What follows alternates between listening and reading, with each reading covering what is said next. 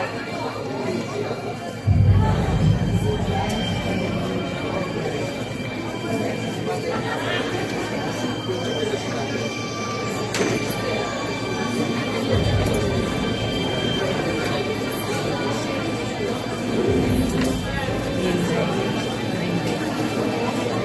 thy name. Maraming salamat po, and hopefully we can support the bill. God bless us.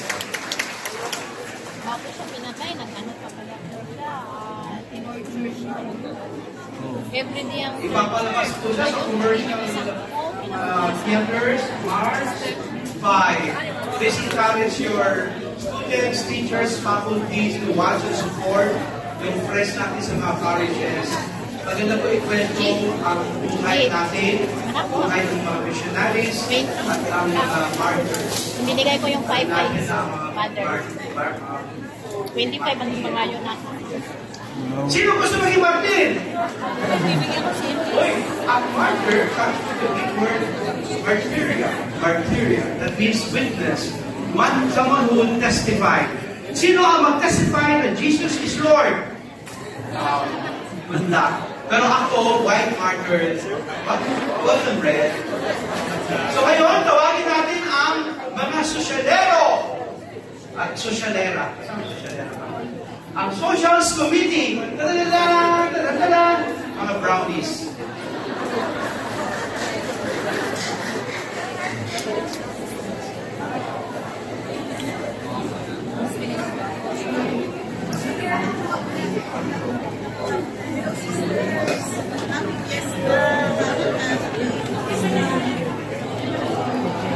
Buti na lang may light para makita.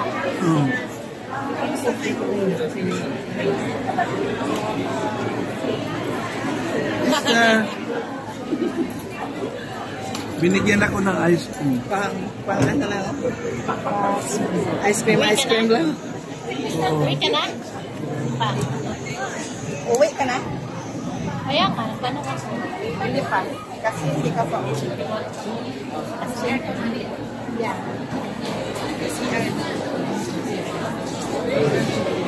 Okay, what's up? Mga young people! Alam? Totoo, ang busog na ay nakakaantok. Naantok na ba kayo? Nawala na ang joy ng mga religious. Parinig naman ang mga masayahing religious yan. Yay! Sige, we will give you time to digest the adobo, the palanggo, and everything. Okay? So, if I yung pagutusan, we were tasked to introduce.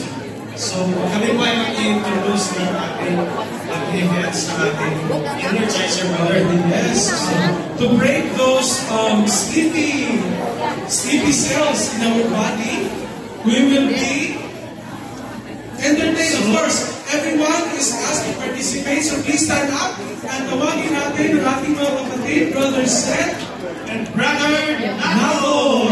Okay, tayo po tayo. Tayo po tayo. Please all rise. And then dito na po si Brother Nao and Brother Seth.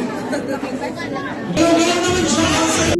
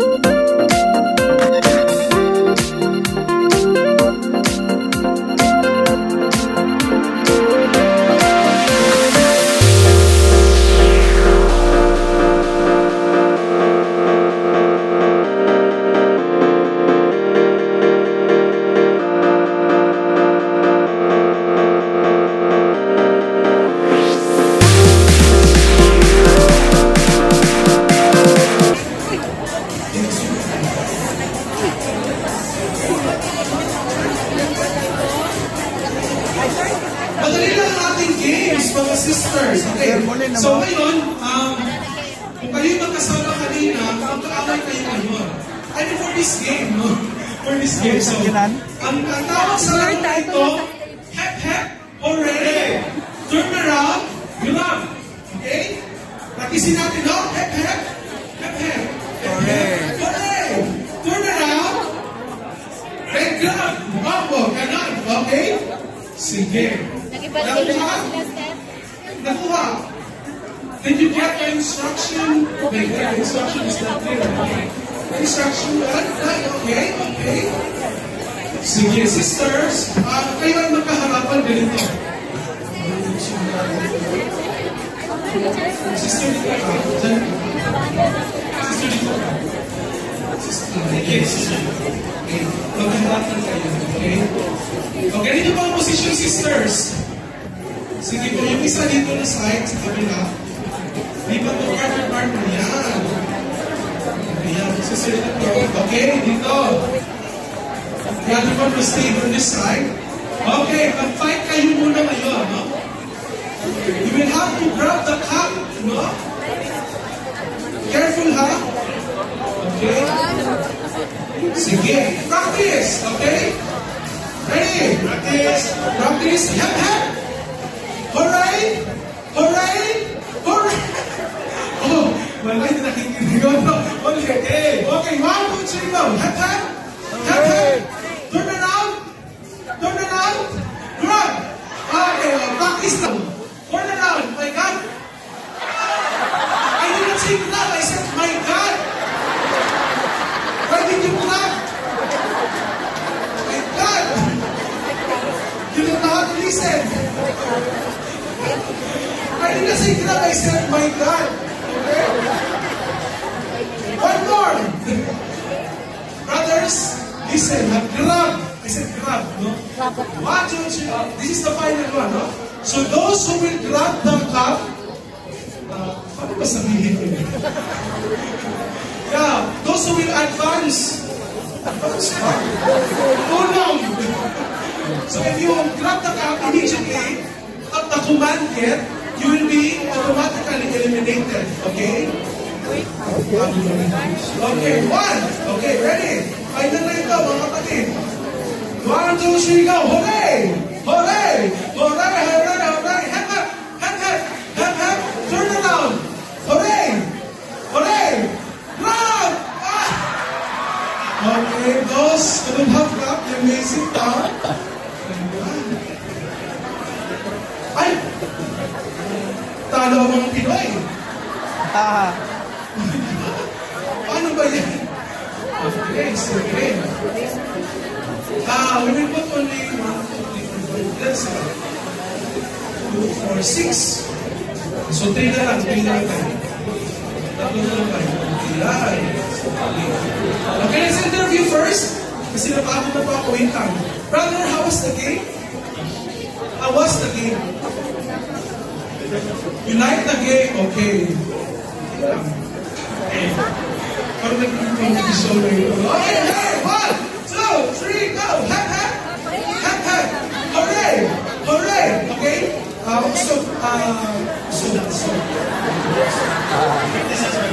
understand the song, diba? 1, 2, 3, go! Hep, hep! Hep, hep! Hooray! Hooray! Turn around! Turn around! Hooray! Hooray! Grab! Oh, mga Pilipino na! Sa Tagalog tayo na yan! Where are you from? Vietnam.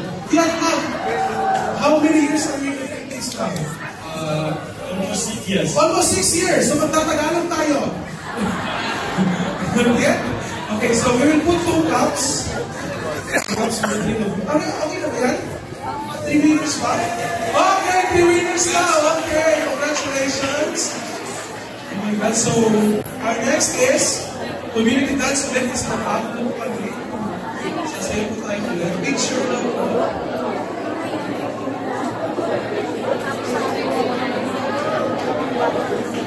Oh, congratulations! Okay, palakpakan naman natin sila. Okay. Okay, sasayaw ulit. Ready na ba kayo sumayaw? We will dance again, okay? Oh, we still have the last game. Oh, another game for the 60 and above. FF Rank Run. Kaya? Gawin na tulad na.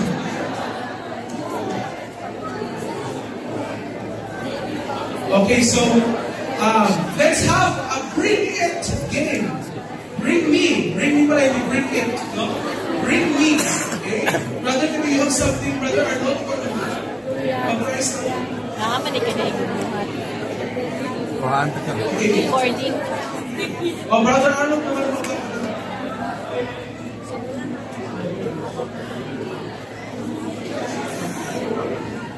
Okay, so dito ka lang, para makikisigaran. Okay, so our next game, so bring me. Bring me one. Pasok pa yung wheel! Pasok pa yung dito, brother. Tama. Okay, our first game is bring me Takbo pa niya. ATM. ATM. Malalaman yung walang power. Yung malay mo. Sino ba ka? Bring me an ATM. Cars. Isa lang po ang winner, isa lang takbo. ATM. Okay, congratulations, sister. Wow, brother. Okay, that's so good. Congratulations. Okay. Ang ating prize ay galing pa itong Holy Land, Gontera Santa Calendar. Okay? 2025. Okay, another Britney. Sige, tingnan ang mga bag. Britney. Holy water.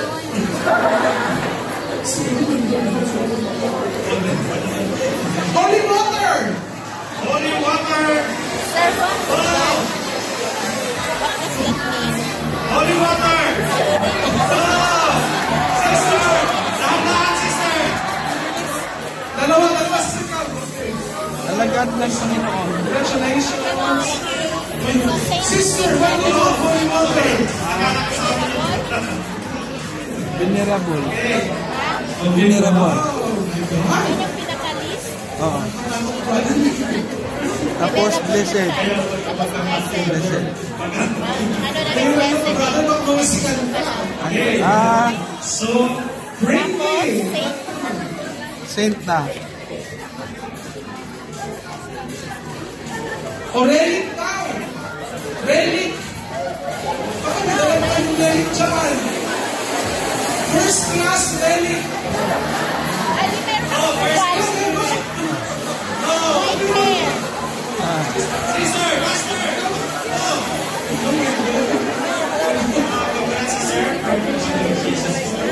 Sino relic? Thank you, sister. Sister. Oo, may relic sila. Oh, Thank dalang you, sila. sister.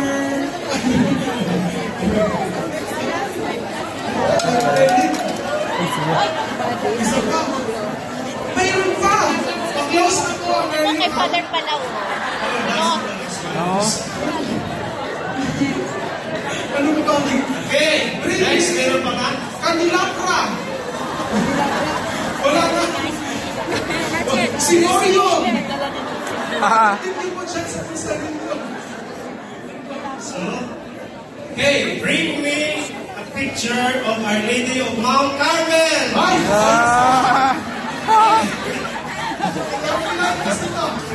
Carmelite ba yan? Picture of Our Lady of Mount Carmel. Carmelite yun, sir. Carmelite. Okay, Roma. Our Lady of Mount Carmel. Ganito mo, masahin mo lang sa picture. Our Lady of... Close na to. Close na. Congratulations, my sister.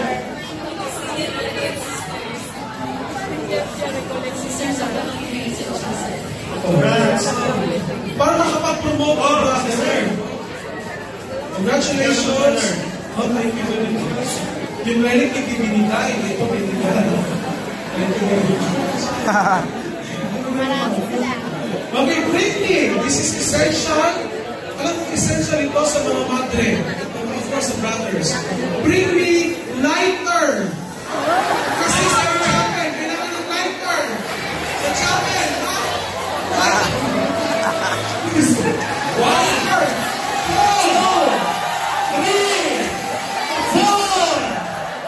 5, 6. Oh, isang battery naman. Wala sa battery. Isa pa. Okay. Lighter. Posporo. Wala. Wala. Meron. Oh. Sige, sa mga religious. May dalang lighter. Okay, sister. Ano mo yan, sister? Who would have thought that every religious has a relic, a holy water, and a lighter in her or his pocket? Praise the Lord! Beijing po.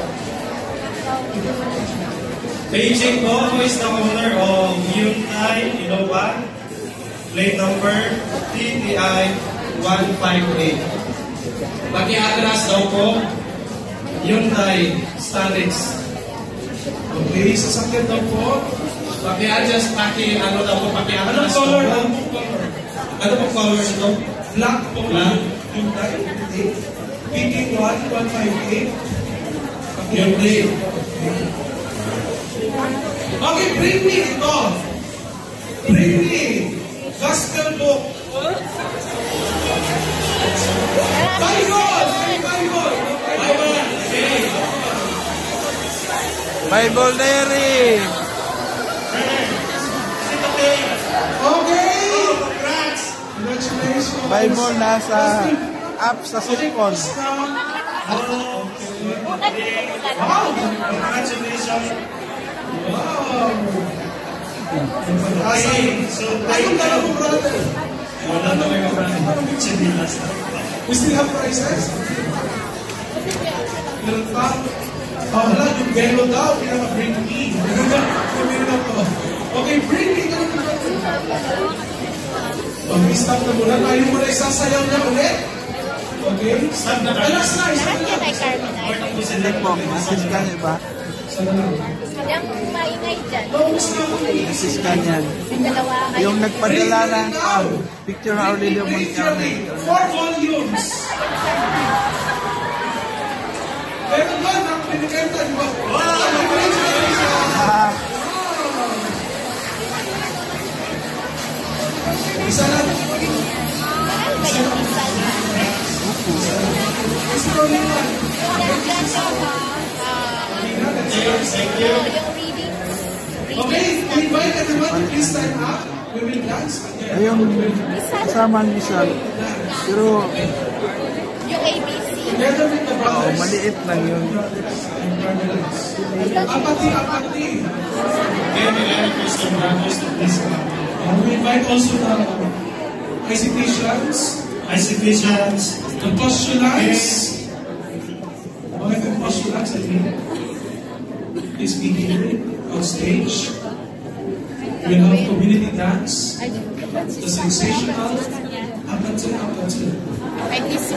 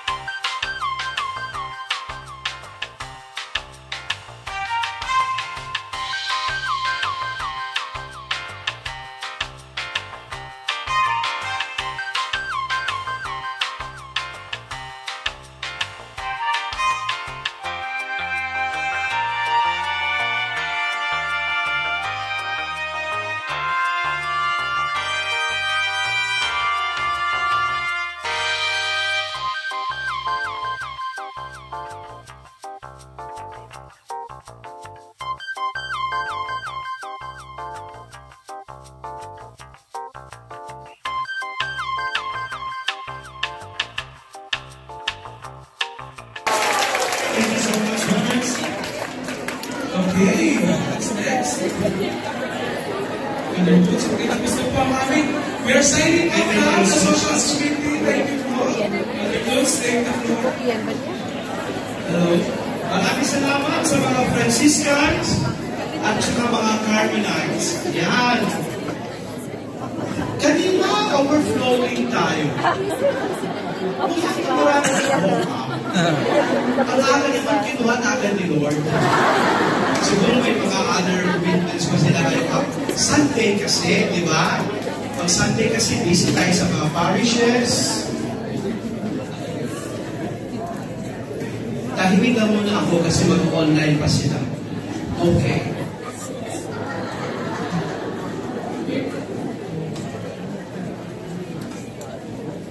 Alam niyo ba, grade ko ako, mas behave ako.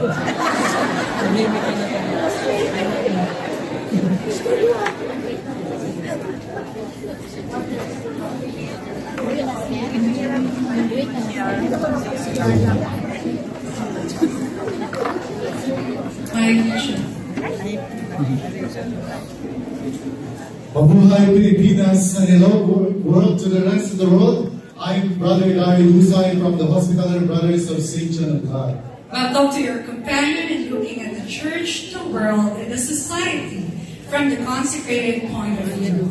This is your Abby, Sister Helen Palakay from the Franciscan Missionary Sisters of Waveland, Jesus. Okay, Sister. So, Reverend Dai, ang ganda ng ating mga session kanina, no? Medyo napalitan kami dito sa ating online. Nakapaninig tayo ng mga experiences ng kapatid natin sa mga mission nila sa iba't ibang larangan. Ikaw ba, brother, paano mo nakita or nasabi na dito ako sa institution na ito? Okay, Sister. Dahil ang hospitaler ay nasa medical apostolate, so ang masasabi ko dahil ito yung aking bukasyon ay yung paglingkuran ng mga kabataang may kapansanan at ang mga taong may sakit. Ikaw naman, Sister. Attached naman. So, ako hindi ko talaga alam kung paano ko napunta sa Franciscan kasi sobrang arte ko. No? Pero siguro, doon talaga tayo tinatawag ng Diyos doon sa mga ibang perspective ng buhay na ma-discover din natin na, uy, ganun din pala ako, simple din pala ako. No? So, the spirituality of St. Francis really inspired me. Okay, tama, Sister. At meron din tayong mga consecrated person dito na marami din kwento tungkol sa kanilang bukasyon. So, pwede tayong tumawag ng isa, Sister, para magbahagi ng kanilang karanasan. Oo nga, so, pipili tayo, no? So, Sister, can you join us, please? Pakalamin po, Sister. So, interview portion. Sister Jane, for your pictures. Dominican, so kasi. Okay, Sister, please post na po nila yung kanina. Lesson or learning people in the world.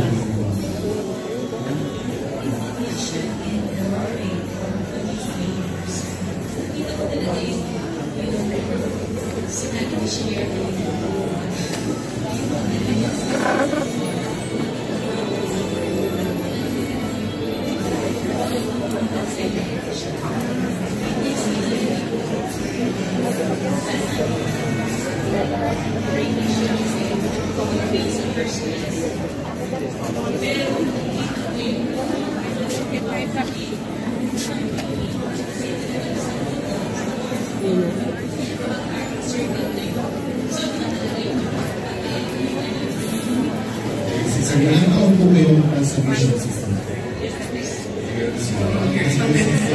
Thank you so much, Sister.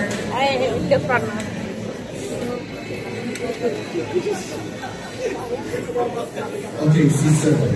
Kanina naging blessed tayo kasi nag-celebrate din tayo ng isa na pinaglahan natin papag-mission. Nga nakaka-touch, no? And he highlighted that consecrated life, we are the light of the church to the world. At the same time, we should also be inspired by the people around us. It's not just us who will inspire them, but also they are a light to us. Okay. Kanina naman, sister yung nag-share. Ang ganap naman tayo ng brother na nag-share ng kanya karanasan. Isang brother. Meron dito si brother superior ng 1-4. Mother, pwede ko ba naman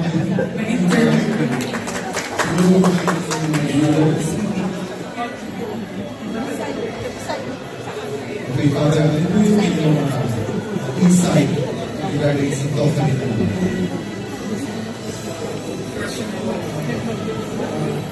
Sister, tatawagin na blue. Share na inyong vocations ko.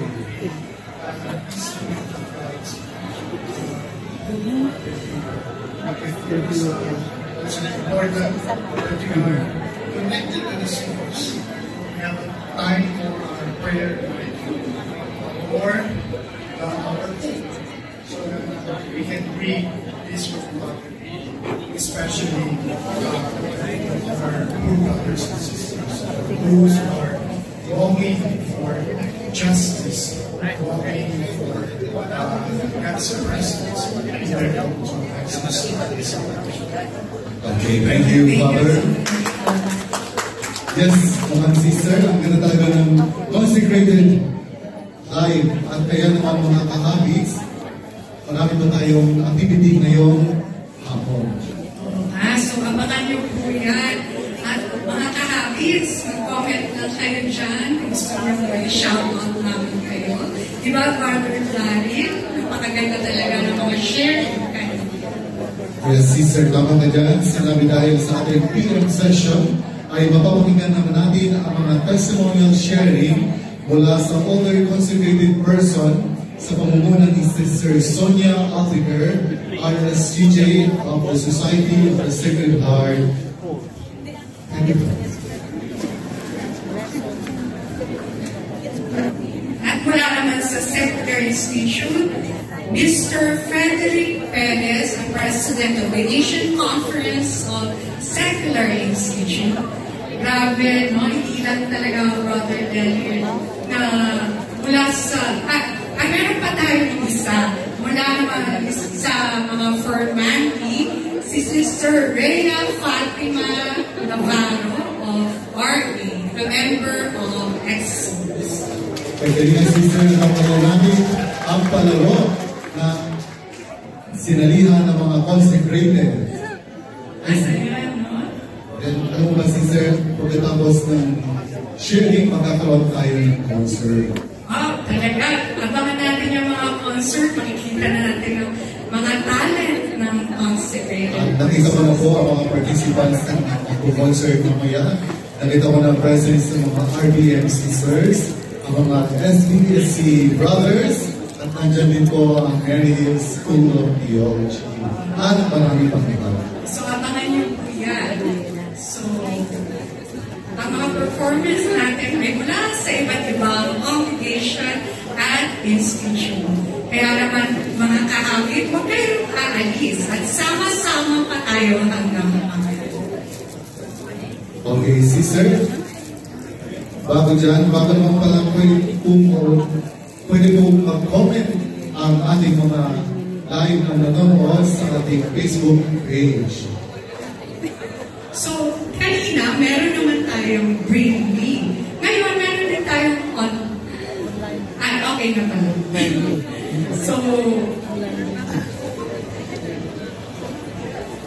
So, ang ganda niyan, Brother Daryl, no? So, eto na nga, abangan natin ang mga mangyayari mamaya. At wag po tayong aalis at antabayan pa kung ano, maaaring i-offer sa inyo ng consecrated. This is Sister Ellen, once again, ang inyong kahabit from the consecrated persons. Ang inyong kahabit si Brother Daryl from the Hospitaller Brothers of St. John of God. Thank you.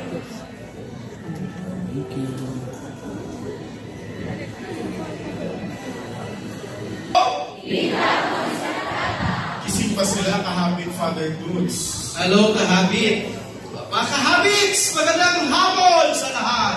Hapon! Kita mo naman, mayroon na tayong digital platform at yun na yung The Habits na simulan during the pandemic at nag-evolve hanggang makarating dito sa Shela. Kaya Sister Helen, samahan mo kami ngayon dahil hindi balance pag wala ka dito sa Manila. The boat is sinking. Si Sister Helen. Father, nabusog ka ba? Grabe, napaka-generous na mga consecrated persons talaga. Punong-puno ng joy at punong-puno ng generosity. Ako na nag-refuse. At pero bakit ka din? May shoutout ka na naman. Sister, how about you? At talaga na-touch ako and I'm really happy na nag-stay pa yung iba, no? Talagang nakaka-touch makita na marami pa rin tayo. Kasi sabi nila parang decreasing tayo, pero nakaka-touch makita ang mga isa. Parang nag-touch ako. Akala ko wala yung intro ko. Pero pag nilenda mamaya ako.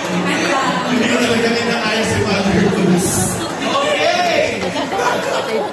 There's so much joy. Grabe talaga. Alam mo, maraming surprises ngayong araw na to. The nuncio is with us. Yes. The two bishops of Cubao. Yes. And then, tayo nandito ngayon. At alam ko, iniwan nyo ang mga assignment nyo sa parokya, sa inyong mga, kinansan nyo inyong mga monthly recollection, kinansan nyo inyong mga panglaba, panglansa. Kasi, napasin ko sa mga retreat sa mga madre, kasi nagbibigay ako ng retreat, hindi mo sabi na ibitahin ako ha. Ang unang hanapin nilang tanggana. Kasi maglalaba talaga sila kapatid. Parang pag naglalaba sila, there's so much joy. So si joy. So we choose joy. Nagkaroon na ng year of hope, a year of mercy ba yun? Year of faith, ano ba? Year of hope. Sister Helen. So ngayon, anyway, kanina po napakinggan natin yung mga testimonies ng mga consecrated persons working sa mission, tapos yung consecrated person working for JPIC at pastoral ministry, and of course, yung sharing din ng leadership, schools, and administration. Hindi ko kaya yung sinabi ni Father Tito when I was in Brazil. Yeah. Ang kaya ko lang, when I was in New York, wow. Okay! Last mo na yan, Father. So ngayon, So this afternoon, we are very blessed to join by another set of testimonies. Ngayon naman, galing sa pastor. So mga kapatid natin who are in advance in age. Yung mga senior consecrated persons. the grace of age. Full of wisdom. And then, we are also joined by modeling. Andito ang buong Exodus. Utang na loob, hindi ko kaya to. Sa novitiate pa naman ako nakasa. Anyway, So without further ado, let us call Sister Sonia Salcedo Aldeguer, RSCJ. Mr. Frederick Soto Perez. And Sister Rhea Fatima Navarro, RA. Balik na tayo dun sa mahiwagang sumpa. so ang mechanics pa rin, they will share their personal testimonies for 10 to 12 minutes.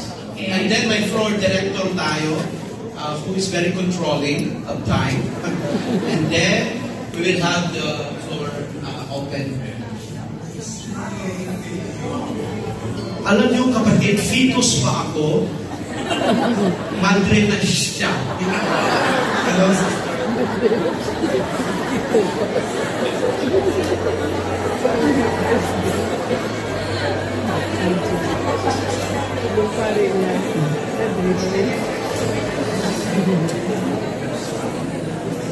May sinasabi ka, Father Toots? Ang sinabi ko, ang retirement sa SSS lang yan, tsaka GSIS. So ngayon, we will listen to the first sharer, Sister Sonia Salcedo Aldeguer of RSCJ. CJ. See, sir, you have two options. Would you like to stand or to sit?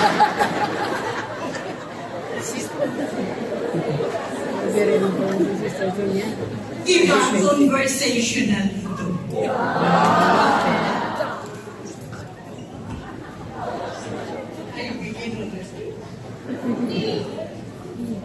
I brought my comic book Akala ko laptop yung laman ng bag ni sister. at 88 going on 89. Yeah, photos pa na. Father puts fetus pa. Brothers and sisters, I'm so happy to be with you and to see, as Sister said, there are so many. And on the way here, I saw some people who have already gone. So they must have been very full this afternoon. So thank you so much for this opportunity to share with you some experiences of faith. Kasi I think our life is a life of faith. Diba? So I look forward to hear from you also later. When I received the invitation, the first Bible text that came to my mind was Luke 22, 31 to 32. Ano yun? Sabi ni Lord, Simon, Simon, Satan has asked to sift all of you as wheat. But I have prayed for you, Simon, that your faith may not fail. And when you have turned back, strengthen your brothers. So that came to my mind because all of us, I am sure, have been sifted by the Lord. That is a common experience in ministry. So we should not be afraid. And I would like to share with you my experiences in the context of John 15, 1 to 5. I am the true vine, and my Father is the gardener. So, Jesus, God is our vine, and all of us are the branches. And my sharing with you will be my ministry where I have to collaborate with other religious and other Christians so that this line of the gospel is expressed, incarnated in life. The first one I want to share is my 9 years in Cebu. That was the time, 1989 and 1998. And we, Cardinal Vidal at that time, formed a group of us, lay people and sisters, and we called it CCIMPED. What is the meaning of CCIMPED? Cebu Citizens Involvement and Maturation in People's Empowerment and Liberation. So what is that? Cardinal Vidal said that is his program of adult catechesis. He told us, you worry about the program, I worry about the finance. So isn't that wonderful? So what happened was we set up workshops with delegates from different parishes. All the parishes of Cebu at that time, even up to now, Cebu is still one big diocese, no?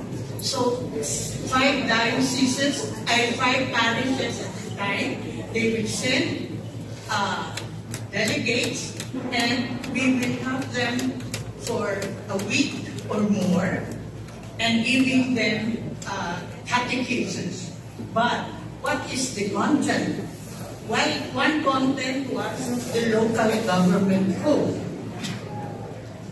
How does our faith affect our living? That was the whole scale. And so, and at that time, Cardinal Vidal had this center where all of us are housed. So for about a week or so, we lived together as a community. Out of that session, particular session on the local government code, the parishes were able to train people who could get involved in the government later on. So that's one aspect. In another town, in Alcoy, the parish priest collaborated by bringing out the blackboard. Every Sunday, for the homily, he has a blackboard. And then he would teach the gospel of the day in relation to our life today. So every Sunday, that's what he would do. And we went there and we gave workshops also to his members. And during the election, they set up a line-up, and the line-up formed from mayor up to the councilors. Another one was we were giving this session on the what did I say earlier?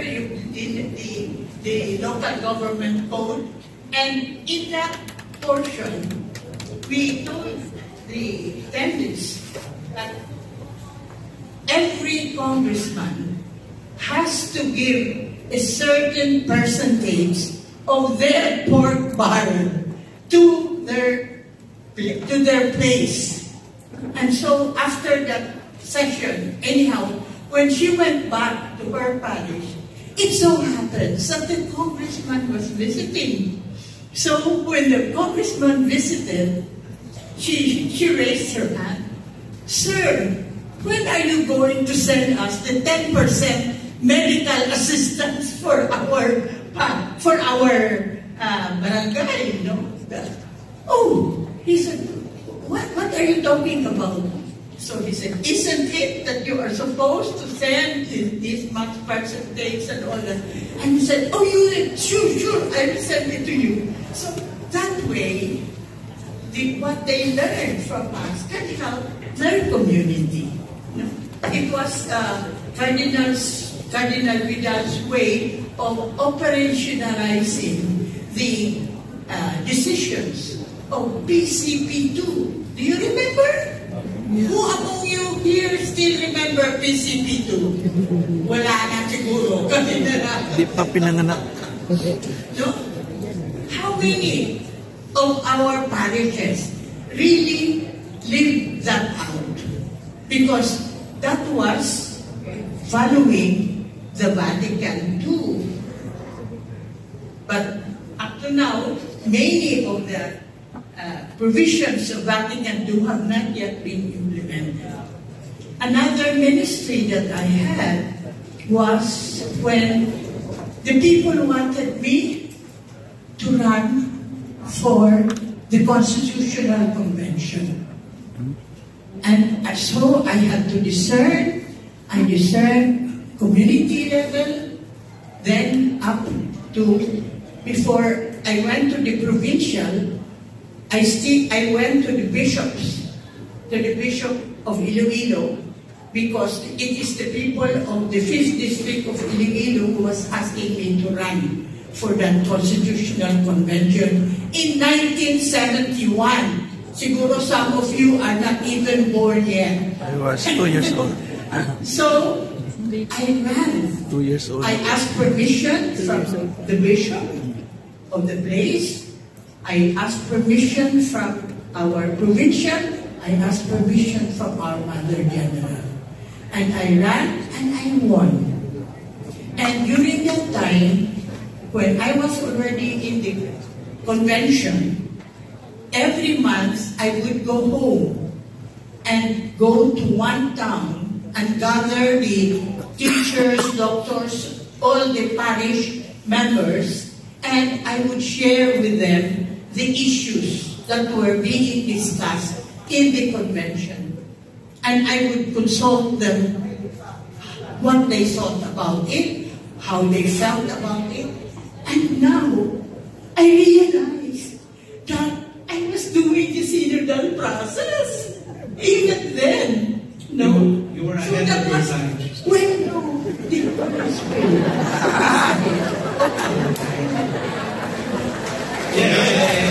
Si Sister, ang mga natin pagtutuloy ng inyong sharing. Itutuloy natin mamaya, sister. Later, we will cater some questions, no?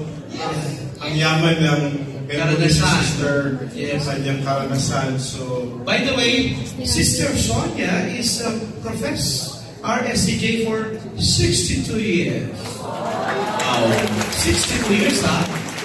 She was assigned before in Japan, England, and Canada. She's a lawyer by profession, correct? Civil lawyer.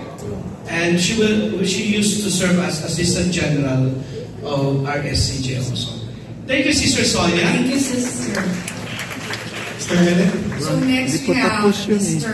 Frederick Soto Perez, who would like to share, and he's currently the Assistant Principal for Academics in Xavier's School Nivang. So, And he's a member of the Institute Sons of Notre Dame de Vie. French. French father, hindi ko rin pronounce. Sons of Notre Dame de Vie, but our French name is Fils de Notre Dame de Vie. So permit me to use this podium instead of seating because I am suffering a bit from ADHD. So for this sharing, so good afternoon to everyone, to all consecrated people, and also from the religious and from the secular institutes. I would like to give them a round of applause if they're here. So last June 2023, I think, I was elected as president of secular institutes in Asia, representing Fils de Notre Dame de Vie, or Sons of Notre Dame de Vie. And for my sharing today, I would like to start with 3 quotes. First, a call to the radical way. Second, fully consecrated, fully secular. Third, consecrated to God, witnessing in the midst of the world. So I'm a professed member of the Sons of Notre Dame de Vie, having been formed in southern France for 2 years and have undergone studies in French language and literature. And currently, I serve as the president of the Asian Conference of Secular Institutes. In our meeting last week, or 2 weeks ago, our young lawyer friend told us that in general, consecrated persons are either religious, many of you are, or secular. And as a member of a secular institute, I live a life of consecration, similar to you, the vows of poverty, chastity, and obedience, while engaging in a secular profession. In my case, I am an educator. I work as the assistant principal of Xavier School Nuvali. I am a reading consultant, a part-time counselor, a part-time tour guide, and many others, among others. Our vocation is very ordinary, members of secular institutes. We live a life like everyone else, like ordinary Christians in the world. And to brief my sharing, I have 3 points. My first point is consecration and secularity. My second point is secular institute as a form of life. And my third point is my joy in being a member of a secular institute.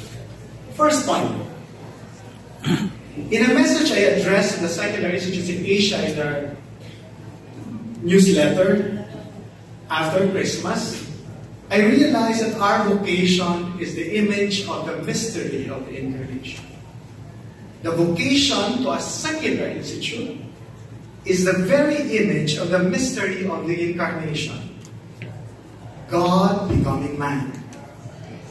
We hope to bring God to the world in the same way as Jesus lived with Joseph and Mary in Nazareth. Our consecration is in a stable form of life recognized by the Church, either by diocesan right or pontifical right. Our secularity finds its stability and sense in seculum and seculum, meaning in the world and by means of the world. We are fully consecrated and fully secular. There are some remarks. They would say, Eric, why have you not gone all the way? But hindi ka nag-Carmelite, hindi ka nag-Franciscan, or nag-Jesuit.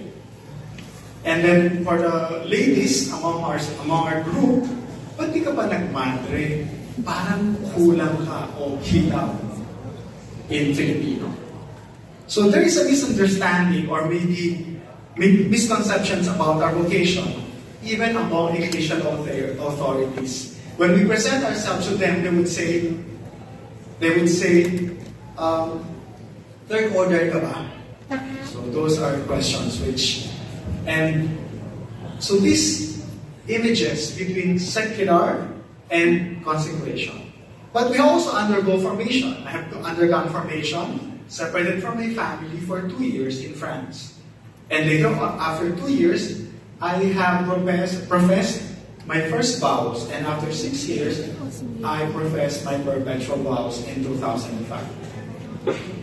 So, as a form of life, there are differences in different secular institutes. Our form of life was canonically recognized in 947 through the Apostolic Constitution Provida Mater Ecclesia by Pope Pius XII. There, among others, aside from Notre Dame de Vie, there was the Pobede group, and I think the Opus Dei, but they eventually changed their statuses. So we had our period of formation, which is separated from the world, in a setting which resembles that of a religious novitiate. And others have an ongoing formation in the world. So mag-iba po ang formation ng ibang institutes. But the sacred bonds which unite us would be the vow. So different institutes have different modalities. And I think what seems to characterize all secular institutes would be Canons 573 to 606 and Canon 710 to 730 from the Canon Law of 1983. And this is something we always rectify. Hindi po kami third order or a form of single blessedness. So our life is a life like everyone else. And as a member of the secular institute, Sons of Notre Dame de Vie, we are an institute with 3 branches. We have men, women, and priests. Of course, the women are not called sons. So we have priests of Notre Dame de Vie, Sons of Notre Dame de Vie, and Notre Dame de Vie Institute, wherein our sisters are. So, my life, the joy of my consecration shows in the way I live like everyone else. I pay the same taxes and association dues in my subdivision. I'm addressed as Mr. or Sir. I have a bank account where my salary goes, and a credit card, which I use sparingly. So, my consecration is not part of my public identity. It is not public in the sense that it does not form any part of my civil and professional identity. So I go to the municipio, I don't declare myself Brother Frederick Soto Perez. I enlist Mr. Frederick Soto Perez. And it's totally different from the consecration of the religious, which forms part of your public identity because you have your uniforms.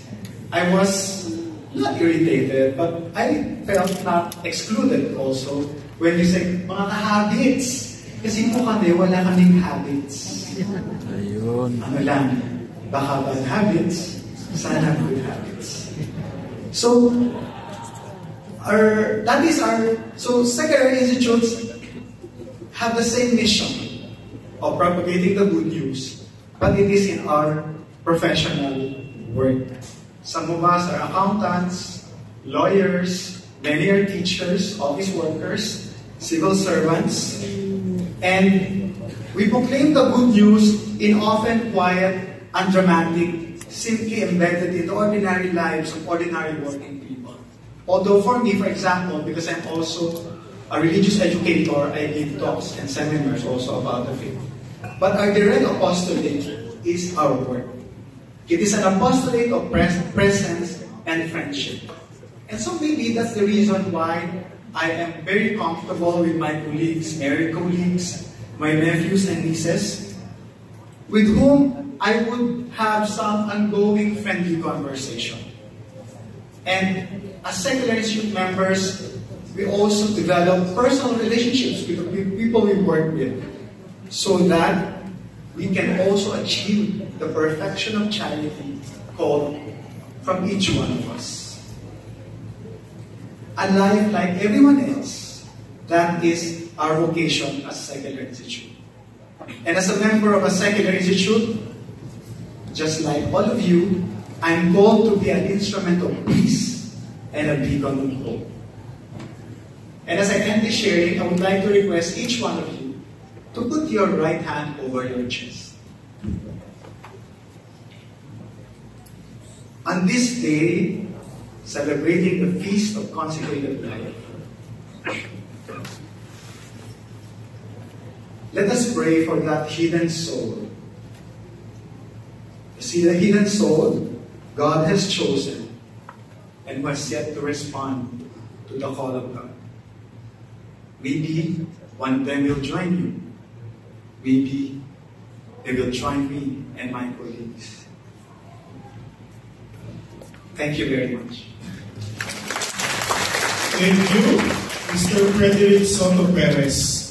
It's not only a sharing but also an awareness to all of us that the sharing that he did to inform us of the uniqueness of the secular institutes present in the church. During 3 years in the past, they joined the Episcopal Commission on Mutual Relations. So they are represented now. They have one seat In the board, yes. And now, they already formed their own association in the Philippines and in Asia. So, it's good that they're part of our celebration today. Thank you very much for sharing.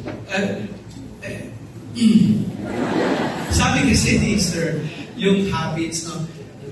In other countries or even here in the Philippines, some religious institutes don't have a common dress, a common habit, but the habit is the symbol, the insignia, the crucifix.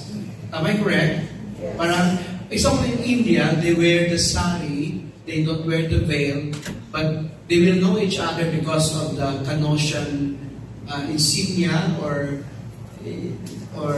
RNDM cross. So that's their habit. So wherever they are there. So, do you have that insignia? Yung mga sign? Wala sa exterior sign because ang concentration na nila yan. Alam niyo ba yun? Ngayon ko nang alam. So marami tayong nalaman ngayon from Sir Eric. Thank you very much. Sa kanila po ba yung masarap na restaurant dun sa may... Donong Day yun. Okay. Ang Mother of Life. Sino mag-grabe ng Mother of Life? Wala. Sa Notre Dame TV. French. I know French. Notre Dame TV. Our Lady of the Way. Am I correct? Baka naman, Our Lady of Life, di ay, vegan pala yung way. So, Our Lady of Life. I know another French word, the swamp. Okay. Siguro just for acknowledging them, may I request all the members of the secular institutes who are present here to please stand up.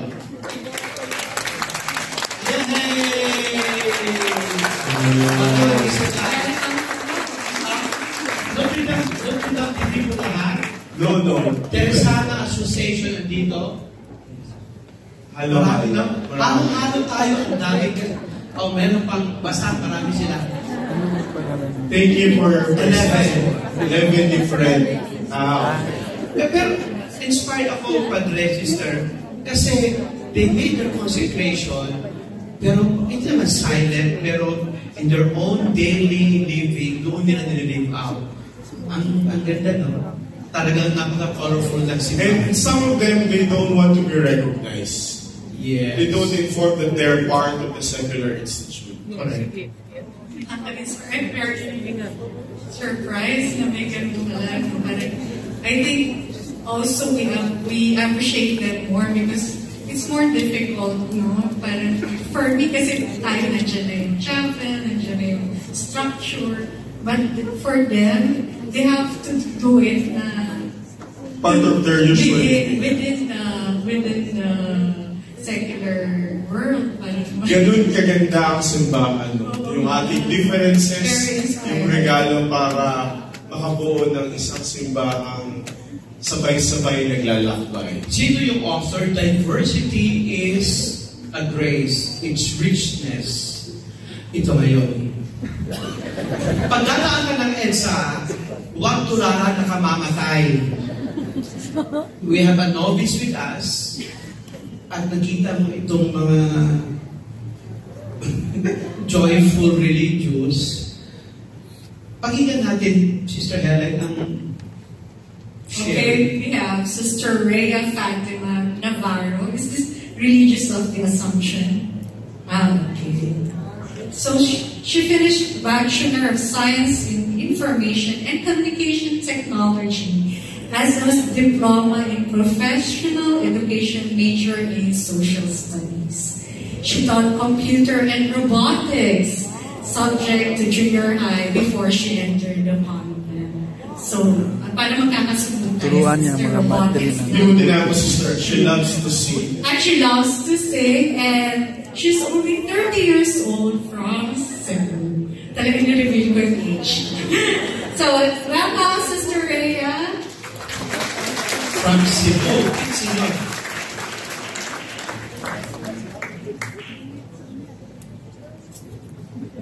Good afternoon, everyone. I am a Papa's girl, and I consider my father my best friend. From my childhood, I was always sure that I was deeply loved by him. His love was so evident that I never needed to ask for proof. He showed me how to love someone fully, without expecting anything in return, through both small and big gestures.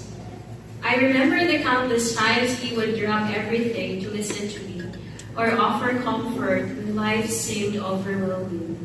He embodied unconditional love, a love that didn't demand anything back.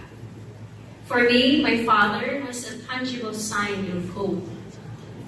My relationship with my mother, however, was more complicated. We shared a love-hate dynamic, filled with both deep affection and heated arguments.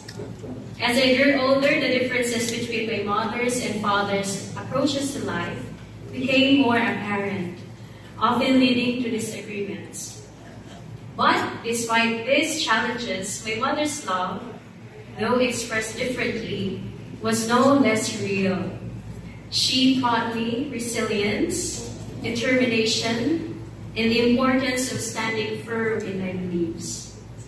Yet, through it all, I confided most in my father. He was the one I turned to when I needed comfort or guidance. I would share everything, my fears, doubts, and dreams. And he would always listen without judgment. In those moments when life became overwhelming, he would remind me in our dialect, "Yang, ayaw kawala og paglaom," meaning, do not lose hope. This phrase from my father became particularly meaningful to me when I decided to move to Manila from Cebu in July 2021 during the height of the pandemic. It was a leap of faith, may bahala na si Batman moment. Leaving my home and family for a new life in Manila was both exciting and terrifying. I came here for a better future, to discover more about life, to work, and to support my family. It was my first time in Manila, and I had no idea what to expect. I would have to navigate a new city and live completely alone for the first time. In the midst of all the uncertainty, I held onto my father's words not to lose hope. I realized that hope would be my companion in this journey. In moments of anxiety, I remembered his unwavering faith and the peace he always brought into my life. That hope-filled peace was what I clung to as I embarked on this new chapter. Along the way, I met people who became a new family, the Pohon Initiative, where I would share my lowest and highest moments. Through them, I encountered the religious of the Assumption and felt a renewed sense of purpose. I reconnected with a desire I had almost forgotten, to become a religious sister. But just when I thought I had found my footing, my world was shaken. On November 8, 2022, my father tragically passed away after being electrocuted at work. The news was devastating. My father, my guide, my rock, my greatest sign of hope was gone. At that moment, I felt lost. How could I continue without him by my side? I was the eldest of 4, and my siblings and I suddenly found ourselves orphans, while my mother became a widow and a single mother. I couldn't understand why something so tragic had to happen, especially after everything that had led me to this point in my life, where I felt I was finally beginning to understand my vocation. But in the midst of my grief, I remembered the story of Job. His words, "The Lord gives, the Lord takes away. Blessed be the name of the Lord," comforted me. Job's faith in the face of unimaginable loss reminded me that my father's death was not the end of my journey, but a part of God's plan for me. And so I clung to hope even more tightly. I prayed fervently and held onto the promises of hope that had been planted in my heart. By God's grace, I continued my journey in religious life, and now I am here as a formandee, a first-year novice in the religious of the Assumption. I realized that there is so much hope, even in the midst of painful experiences. The death of my father was sudden, and I was not prepared. But my relationship with him, along with the memories of his kindness and love, became a light at the end of the tunnel. Exodus has been a beacon of hope in my journey, guiding me through self-discovery, growth, and a deeper understanding of my faith. It has shown me that the diversity of our backgrounds is not a source of division, but a wellspring of strength that unites us in a shared purpose. Through the wisdom of my sisters and the transformative experience of living with the IT community in Sitio Flora, Capas Tarlac, during our 10-day immersion, I've learned the profound power of a hope-filled life in a world that often values material wealth. This experience and my formation taught me that true fulfillment lies in love, community, and a life led by faith, purpose, and service to others. This journey has given me clarity and strength, and I now move forward with renewed hope, knowing that we are called to create a better world through compassion and unity. As I continue my journey as a formantee, I'm beginning to understand what it means to be a pilgrim of hope. The road ahead may not always be clear, and there will be times of doubt. But as a consecrated person, I know I am not alone. I walk with my community, with the grace of God, and with the hope that sustains me. Hope is the light that guides me.